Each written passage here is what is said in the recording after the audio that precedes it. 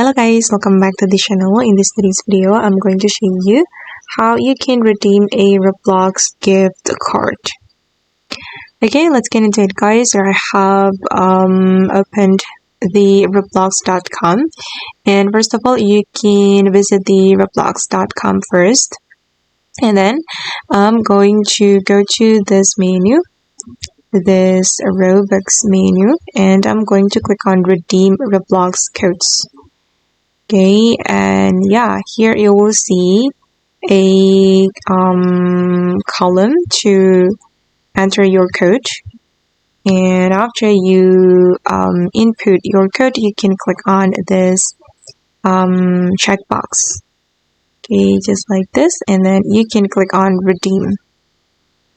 Okay, and just remember guys that we can only redeem a code or redeem a Roblox gift card on the website, so you won't be able to redeem it on the Roblox application.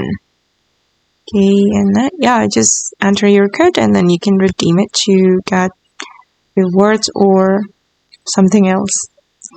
And okay guys, that's how we can redeem a Roblox gift card. I hope this video will be useful for you. Thank you so much for watching, and bye.